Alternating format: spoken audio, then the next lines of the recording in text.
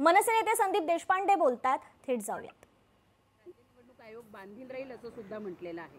नाही, अतिशय चांगली गोष्ट आहे की निवडणुका होत आहेत। नाही तर निवडणुका होणार निवडणुका नाही होणार या संदर्भातली जी टांगती तलवार सगळ्याच राजकीय पक्षांच्या कार्यकर्त्यांवर होती, आता ती थोड्याफार प्रमाणात कमी झालेली आहे।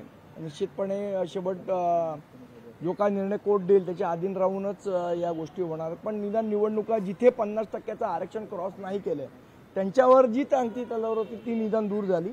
त्याबद्दल निश्चितपणे एक राजकीय कार्यकर्ता म्हणून आणि एक लोकशाही समर्थक म्हणून मला आनंद वाटतो की निवडणुका होणार आहेत। सगळ्यात महत्त्वाचं म्हणजे की वारंवार असं सुद्धा म्हटलं जात होतं की आरक्षणाचा खेळखुंडोबा करून जाणीवपूर्वक सगळ्या निवडणुका पुढे ढकलल्या जात आहेत, त्यामुळे एक भीतीचं वातावरण होतं सगळ्यांमध्ये। तेच तुम्हाला सांगितलं की ज्या पद्धतीने म्हणजे हे सगळं चाललेलं, राजकीय कार्यकर्ते तर ऑलरेडी कामाला लागलेले, परत मग त्या निवडणुका स्थगिती होणार, थांबणार आणि मग या सगळ्या गोष्टी होणार आणि त्या राजकीय कार्यकर्त्याचं मनोधैर्य पण शेवट खच्चीकरण होत असतं।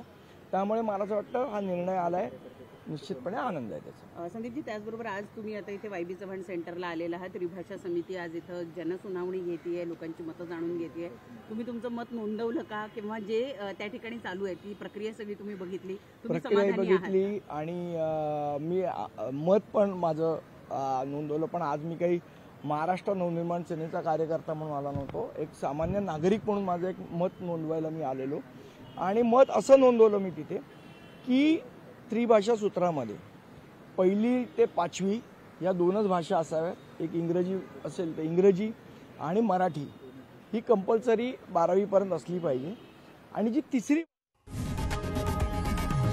लोकशाही मराठी ऐका, पहा, जागरूक रहा।